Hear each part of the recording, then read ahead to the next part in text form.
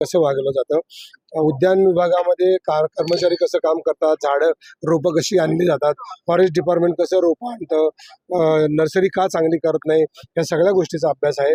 पण आता जरा जास्तच झालं म्हणून मला लोकांसमोर यावं लागलंय की बाबा इथलं एकही झाड तुटता कामा नये आणि हिडन अजेंडा तुम्ही राबवू नका. शासनाला विनंती आहे, तुम्ही शासन म्हणजे का आपलीच माणसं आहेत ना, आपल्याच माणसाने आपल्यालाच फसवलं तर त्याला आपली माणसं म्हणायची का? तर अशी वेळ आली तर आम्ही विरोधात जाणार. आम्ही इथले काही झाड तुटू देणार नाही. नाशिककरांच्या सगळ्या पर्यावरण प्रेमींच्या बाजूने आम्ही आहोत. सह्याद्री देवराईतली आमच्या 40 देवराई आहेत, महाराष्ट्रात सगळ्याकडून आहेत. आमच्या सगळ्यांच्या वतीनं सपोर्ट आहे. कुठेही झाड तुटत असलं तर तुम्ही सगळ्यांनी सावध व्हा, त्याचा प्रश्न विचारा. झाड तुटू द्यायचं नाही. आपले झाड म्हणजे आपले आईबाप आहे. आमच्या आईबापांवर जर तुम्ही हल्ला केला तर आम्ही मुलं एवढी काही बुडगी नाहीत, आम्ही काही एवढे हे नाही की तुम्हाला जगू देणार, आम्ही तुम्हाला जगू देणार नाही.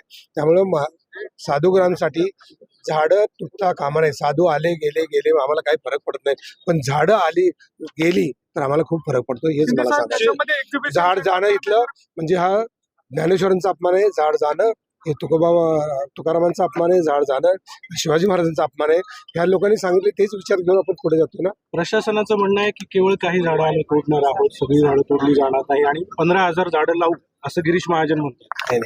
हे आपण 33 कोटीपासून ऐकत आलोय, त्याचा हिशोब कधीच कोणी घेतलेला नाही.